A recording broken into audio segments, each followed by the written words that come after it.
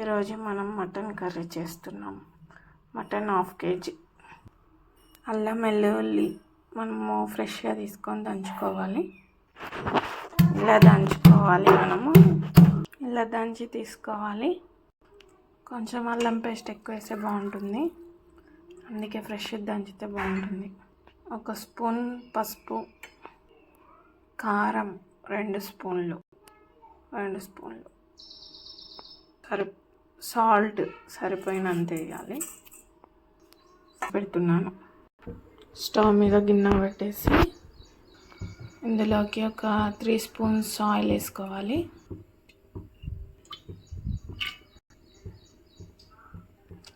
Mutton వచ్చేసి 1/2 kg ఉంది కాబట్టి 3 స్పూన్స్ సరిపోద్ది.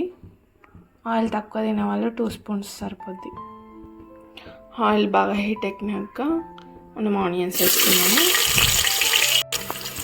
ఇందులోకి అల్లం పేస్ట్ వేసుకున్నాము. వేస్తే సరిపోద్ది. మనం ఆల్రెడీ పసుపు వేసాం కాబట్టి 1/2 స్పూన్ సరిపోద్ది. ఇలా కొత్తిమీర, పుదీనా మనం వాటర్లో వేసి పెడితే దీనిలో ఏమైనా చెత్త మట్టి ఉన్నా కిందికి వచ్చేస్తుంది. కొత్తిమీర, పుదీనాని మనం వేసుకోవాలి.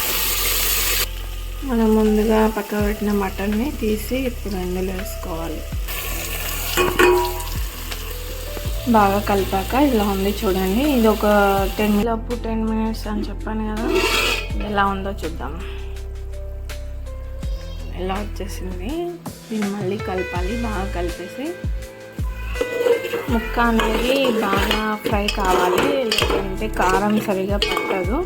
అందుకోసం మనం బాగా ఫ్రై చేసుకోవాలి. మటన్ అనేది ఉడకదు కాబట్టి కొంచెం బాగా ఫ్రై చేసుకున్న తర్వాతనే వాటర్ వేయాలి. అది కూడా బాయిల్డ్ వాటర్ వేయాలి.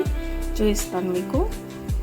చూస్తున్నారా, ఇక్కడ వాటర్ పెట్టాను. ఇది బాయిల్ అయిన తర్వాత ఇందులో వాటర్ వేస్తాను. కుకింగ్ అవుతున్నాయి. ఈ వాటర్ తీసి మనం మటన్లో వేసుకోవాలి. మటన్ కర్రీలో వేస్తున్నాను.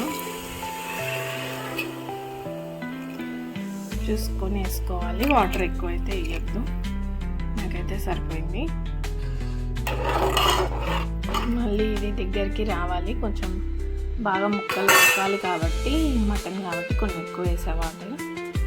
ఇలా మటన్ కొంచెం దగ్గర అవుతున్నప్పుడు కొత్తిమీర వేయాలి. కొత్తిమీర వేసిన తర్వాత మసాలా వేయాలి. ఇదే టైంలో సాల్ట్ చెక్ చేయాలి. సాల్ట్ కొంచెం తక్కువ ఉంది నాకు, మళ్ళీ వేస్తున్నాను. మీరు కావాలంటే చెక్ చేసి వేసుకోండి. మసాలా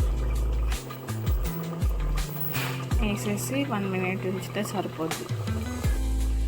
స్టవ్ ఆఫ్ చేయాలి. బగారా రైస్ చేస్తున్నాము ఈరోజు. మనం బగారాకు కావాల్సిన ఐటమ్స్ చూద్దాము. ఇవి మసాలా దినుసులు, ఇంకోటి పచ్చిమిర్చి, కొత్తిమీర, పుదీనా. స్టవ్ ఆన్ చేసి గిన్నె పెట్టేసి 1 స్పూన్ నెయ్యి వేయాలి. నెయ్యి వేస్తే బగారా టేస్ట్ బాగుంటుంది. 2 గ్లాస్ రైస్ కాబట్టి 1.5 స్పూను నెయ్యి పడుతుంది. దీనిలోకి మనం మసాలా ఐటమ్స్ అన్నీ యాడ్ చేయాలి. తర్వాత వచ్చేసి పచ్చిమిర్చి వేయాలి. కొంచెం సాల్ట్ వేయాలి. సాల్ట్ వేస్తే టేస్ట్ బాగుంటుంది.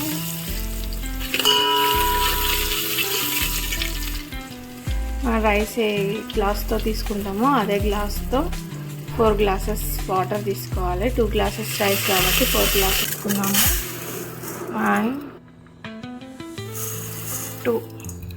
2 గ్లాస్ రైస్ అయితే 4 గ్లాస్ అవుద్ది. ఇలా వాటర్లో నానబెట్టేసేయాలి.